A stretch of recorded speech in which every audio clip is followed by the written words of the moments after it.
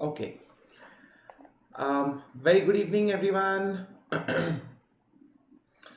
I hope all of you are doing well and are staying safe and everything else that goes with it.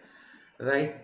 We are, of course, going to be discussing the law of torts, and in continuation of our discussion on the law of torts, today we are going to be discussing the concept of trespass to person in particular, which is the idea of assault and battery. Right, trespass to person is primarily of two types, right? That is assault and battery.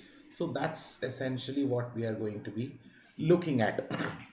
Right now, of course, sort of missed out on the trespass to property topics yesterday, right? I mean, today afternoon in the session that we were supposed to do, but that's okay. We are catching up with that session in the afternoon tomorrow, right? Soham, what language is that? I'm not very sure, right? But could you please translate that? By way of a quick introduction, guys, before we move on, my name is Debajyoti Das. I'm a graduate of HNLU, and I've also secured an All India rank 20 in the NLS Bangalore entrance way back in 2006. I have been a Microsoft intellectual property research scholar, and I've been working after graduation. I was working with Amarchand Mangaldas in their capital markets team, and you guys can of course join me on Telegram, right? You guys can of course join me on Telegram. This is the name of the group, and if you have been enjoying my sessions, then I would request all of you to please use the code DEB10 for your enrollments, right? We do have some interesting features of the Unacademy platform that I'm again sure that most of you already are aware of. These unique features, including the fact that you can raise your hand and you can talk to the educator during the special classes as well as the plus classes. In fact, very soon I'm going to start off with a series of important judgments of the last 10 years, right, which is going to be exclusively on the plus platform. So I encourage all of you to take the subscriptions if you have not taken them already. Good evening, sir, in Bengali. Acha, okay. Shubha Sandhya, is that what you've written? I'm not from Bengal actually. I'm from Odisha. So I can read Odia, but I can't really read Bengali. I can speak Bengali and I can understand Bengali and all that, but not really anything else, right? So the School Booster Batch 2022 is starting off in a couple of days, guys. It's a 6-month comprehensive batch by NLU alumni. We do have the Evolve batch, which is a beginner's batch for CLAT 2023, which is also starting off on the 19th of November. And we do have the 6 months to Mission National Law University in some interesting sessions. Pooja has taken the session today. We have Keshav, who's going to take up another session on the 17th. And on the 19th, we have Kriti, who's going to be taking up her session to guide you in terms of how to plan the coming months, right? Most of you guys also know that the CLAT examination, the CLAT examination dates have been announced, right? It's going to be early May. And in the next year, we have 2 CLAT examinations, which is very interesting, right? And it's going to be pretty much for the first time ever that we have 2 CLAT examinations, right? One in December, so one in May, right? That is for the batch of 2022 to 2027, right? Okay, and we have in the month of December, right, we are going to be having another CLAT exam, which is going to be for the batch of 2023 to 2028, right? So some interesting times ahead in terms of the CLAT examination. Of course, it's going to be the May examination is going to be held under the chairmanship of the HNLU Vice Chancellor, right, Vivekanandan sir, right? 18th December 2022 is going to be my examination. I see. So you have just about a year for yourself as well, right? Anyway, without much other discussions, let's jump right into it. Let's jump into assault and trespass to person, right? Now, usually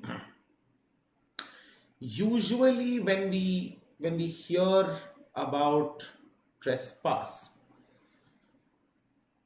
the normal application of the principle is basically about trespass to property, right?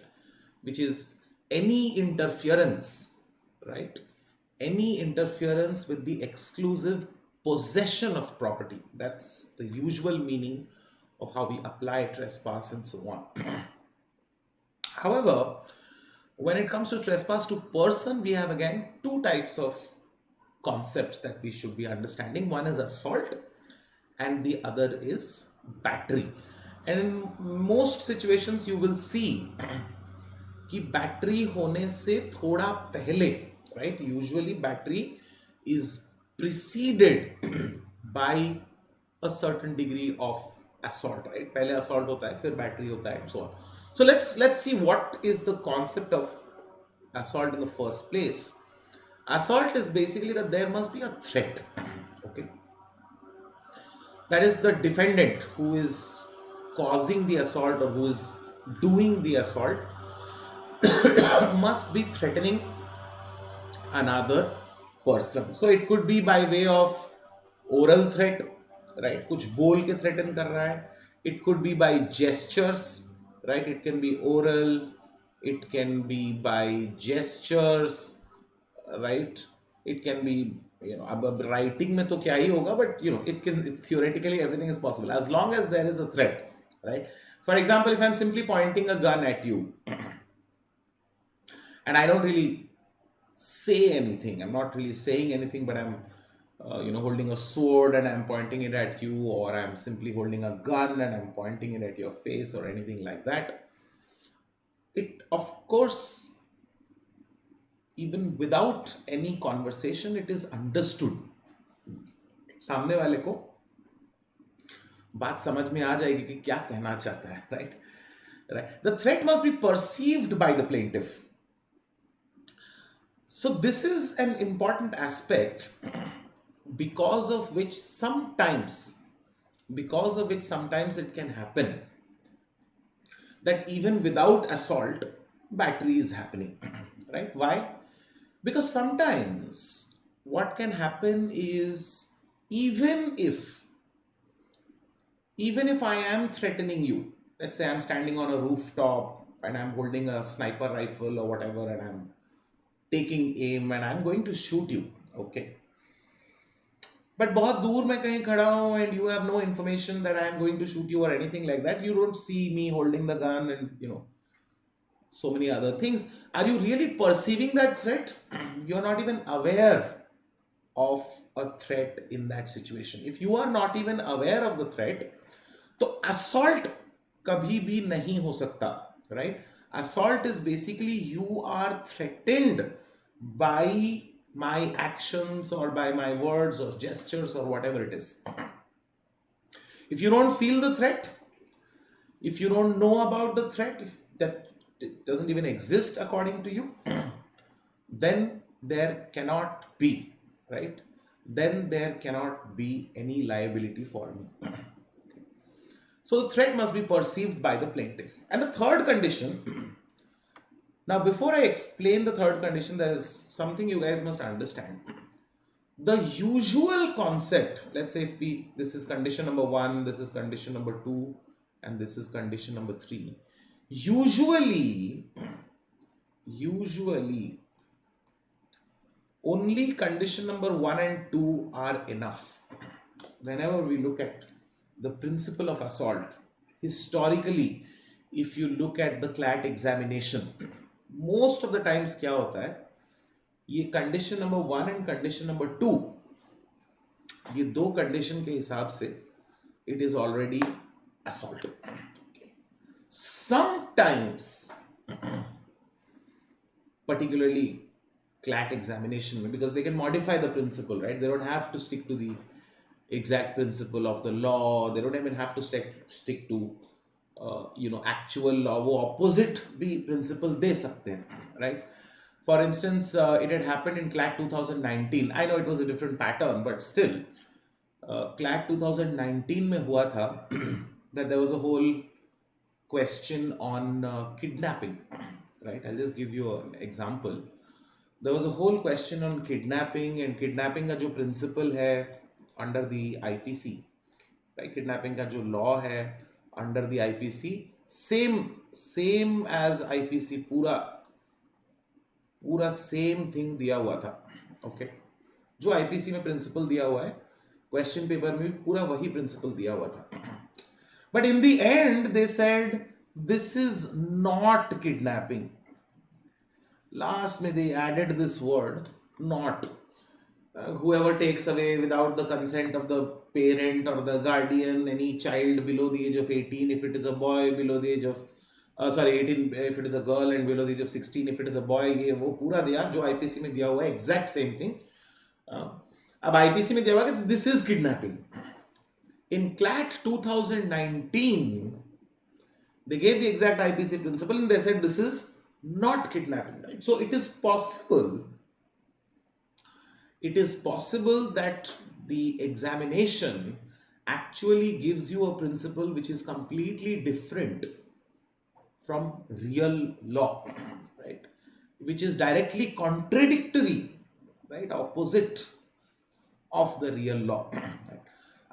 Which is why I always say it is extremely important that you must read every single word of the principle, no matter how confident, no matter how sure you are feeling, right?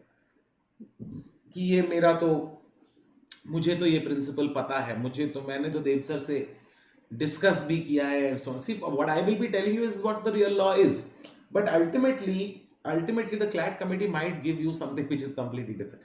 So एक बार आप लोग definitely principle को ध्यान से हमेशा पढ़ना चाहिए, because I know hundreds and hundreds of students in 2019, they read this principle, right? देखा kidnapping है और वही 18, 16 सब लिखा हुआ है, and they were very confident कि मुझे तो kidnapping पता ही है, मैं अब सीधा जाता हूँ facts पे, मेरे कुछ time बच जाएगा, right? And I'm going to be able to solve this question faster because all of my preparation is going to, now it is going to help me with my speed, right? Confidently mark the answer. Question में जो भी था वो liable mark करके आए हैं. Result आया -0.25 because 1/4 negative for every wrong answer. So directly सीधा 1 mark तो नहीं मिला वो अलग बात है, अलग. So 1.25 marks of a difference simply for not reading this word. Not. This is not kidnapping, right? So therefore I'm saying, when you look at the principle of assault, generally the rule is that there are two conditions, condition number 1 and condition number 2, right, which is given in the principle.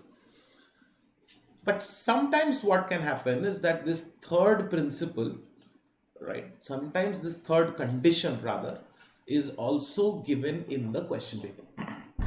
The third condition is there must be ability. The defendant must have the ability to carry out the threat. Now this is interesting because sometimes, let's say if I give you a set of facts, say the facts are that there is a person, okay, let me just type it out, should be simpler to understand this. Let's clean it up and let's try to type out an example. Okay, let me go to this.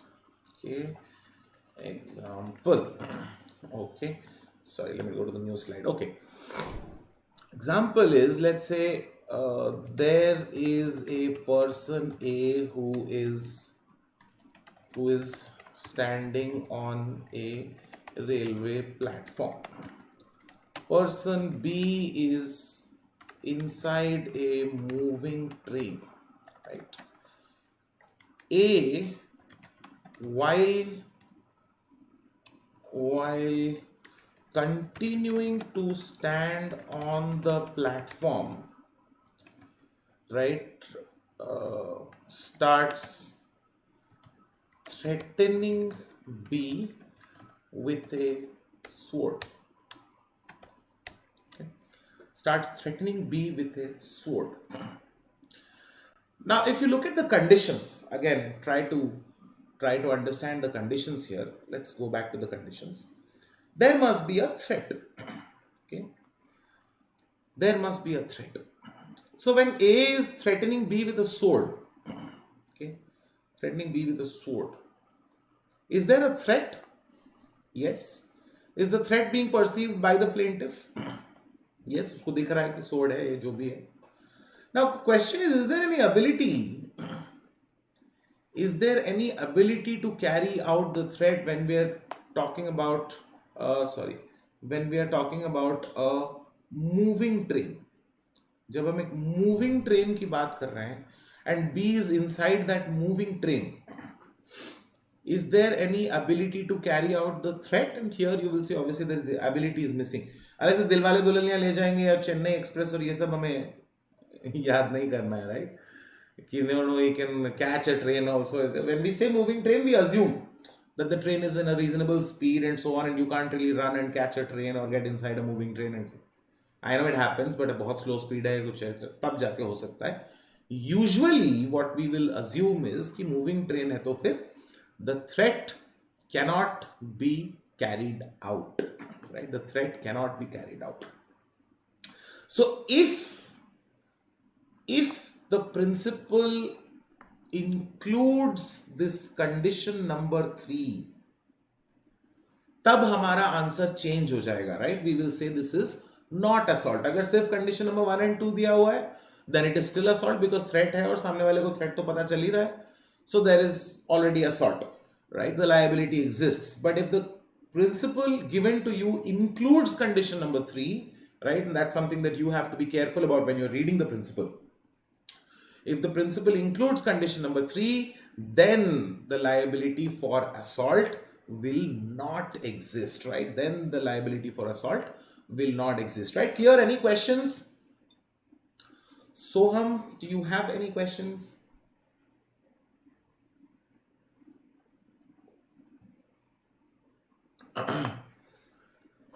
Otherwise, we will move to battery. Battery भी एक simple type का tort है. Not a very difficult tort, but it's a decently popular area. बहुत सारे questions battery से भी definitely आते हैं. So let's look at. No sir, all clear, perfect. ठीक है. So let's look at battery. First of all, battery is one of the very, very unique torts. Because if you remember my first lecture on tort law,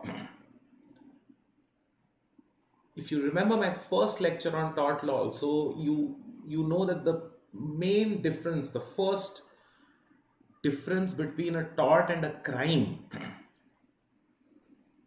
is basically कि criminal law में, most of criminal law requires intention.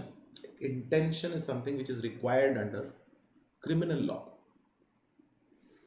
And most of the torts don't require any intention. Exception दोनों side में है. There are some crimes like causing death by negligence, like possession of counterfeit currency, like preparation for waging war against India. I mean, कुछ हो सकते हैं.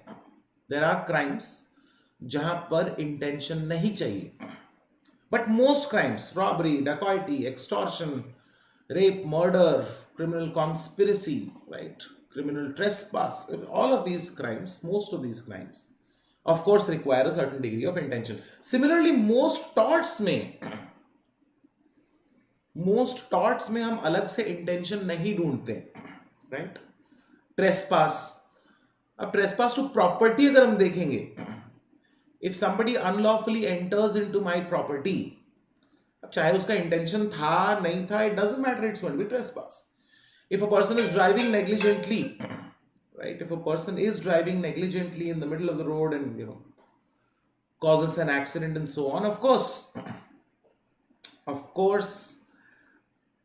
there is no intention, but there is still liability.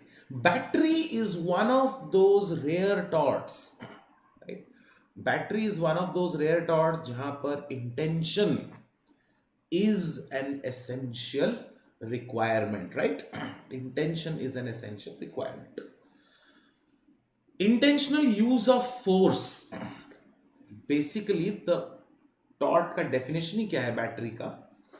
The definition of battery is intentional use of force against another person, right? The moment there is intentional use of force against another person, basically that amounts to battery.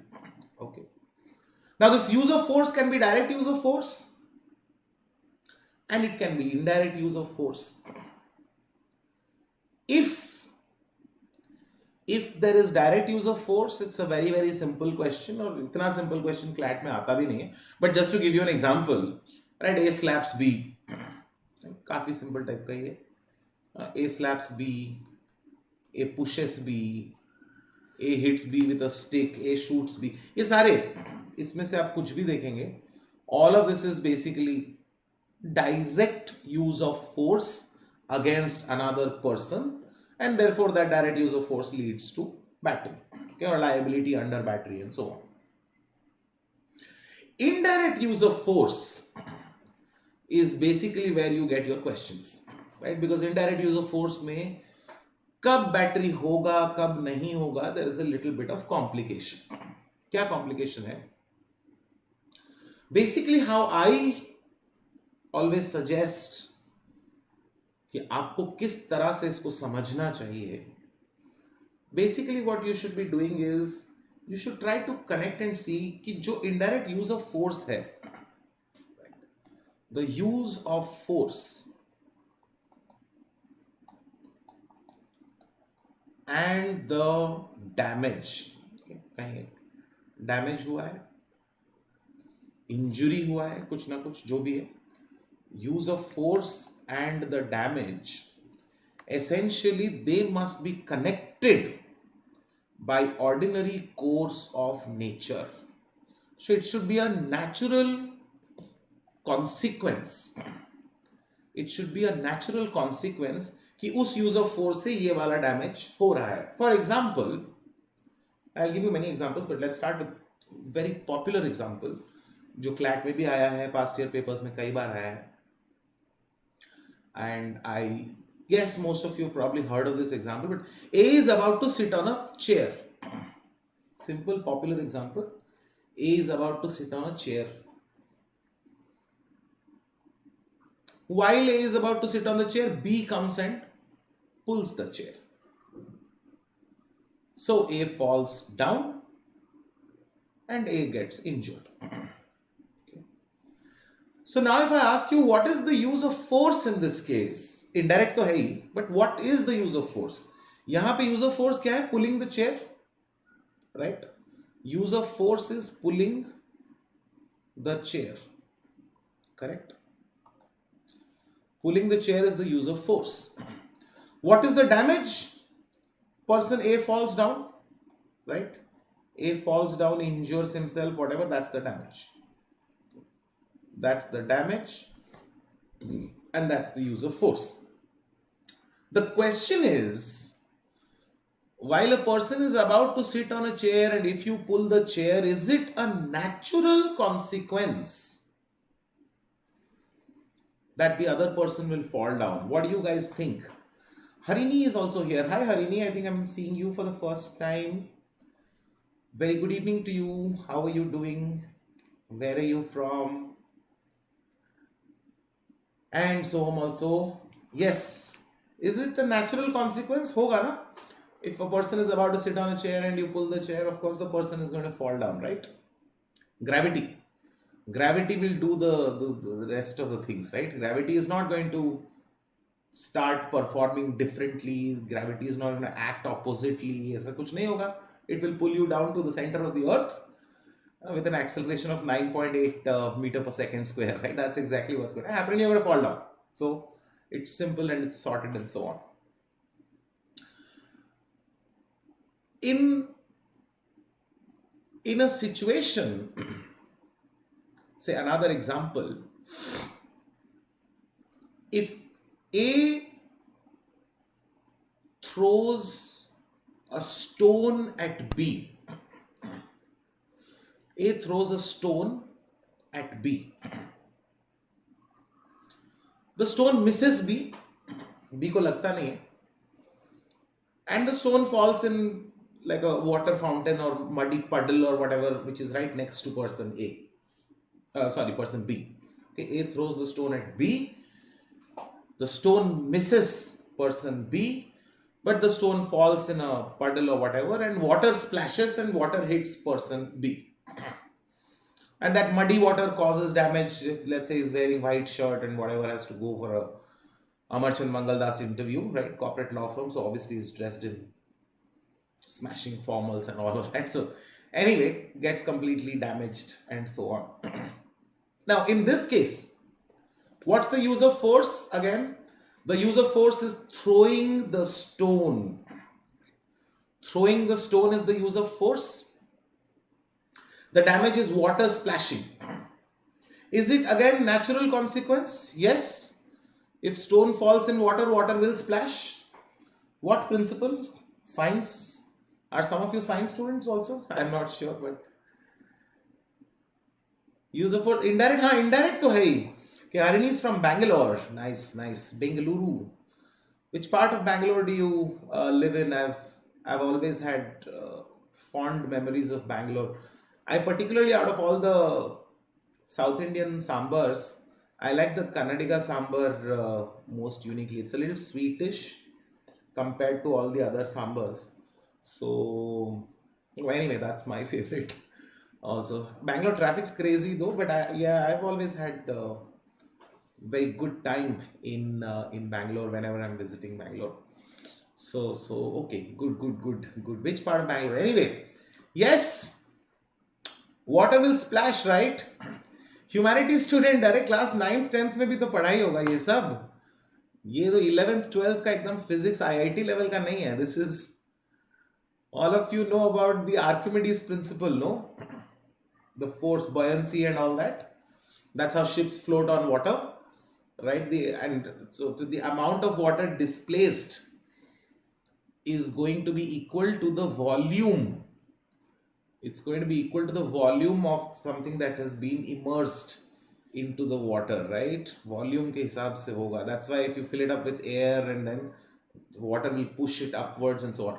But यहाँ पर भी तो भी splash नहीं हो रहा है ना, because if I simply put a stone, then water is not going to splash. But if I throw it, then it's going to flash and it's going to splash and all that is going to happen. Why? Because also Newton's third law, every action has an equal and opposite reaction. I'm not going to convert this into a science lecture, but it's a combination of Archimedes Principle and Newton's third law. At least that's what I think. Even I could be wrong. I'm really not sure. Just my thoughts on why water splashes. But okay, we will leave it to the IITians to give us a much clearer answer if there is any clearer answer, right?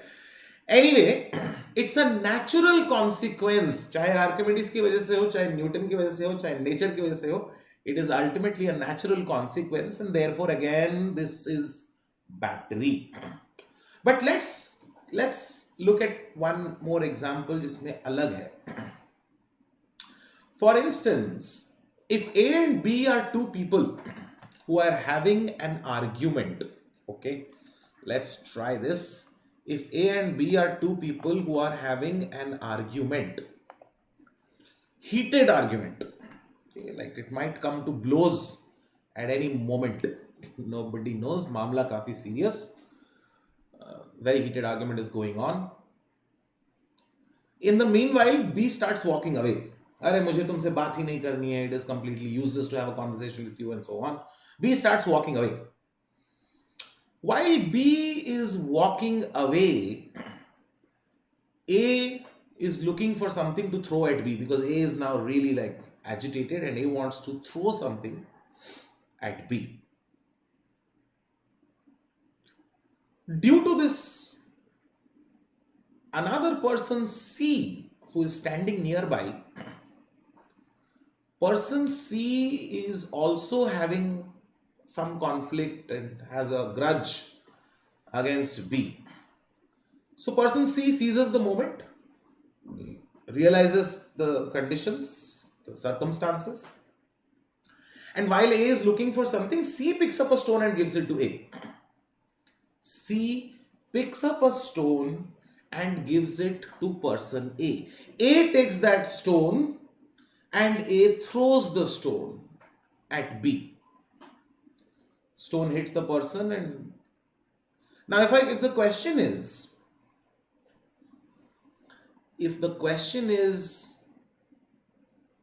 A will be liable or not, A is 100% liable because A का तो direct use of force ही है, right? A के लिए तो there is no complication also, no? It's direct use of force. As far as person A is concerned, he threw the stone directly at B, so obviously A is liable. But if the question is, what about the liability of person C? Person C का liability क्या है? C का use of force is indirect, right? Because C only gave the stone to A. C gave the stone to A. The question still remains. Is it a natural consequence? See how we evaluate this naturalness, ordinary course of nature. How we evaluate this ordinary course of nature is basically, is it a guaranteed consequence? Is it something which in normal circumstances, if there is no other interference, if there is no other intervention, is this something that is a guaranteed follow-up? If it is a guaranteed follow-up, then that means it's a natural consequence, right? So for example, when A pulled the chair from B while B was about to sit, right? When you pull the chair, unless something else happens, unless another person comes and catches B or something like that, B will definitely fall down because it's a natural consequence. Without any intervention, the only consequence, the only result will be that this person is going to fall down. When stone falls in water, stone which is thrown falls in water, unless there is some other intervention, it is a necessary consequence that water will splash and water will fall on this person and it will damage his shirt or whatever it is. In this situation, however, if C gave the stone to A because A is a human being,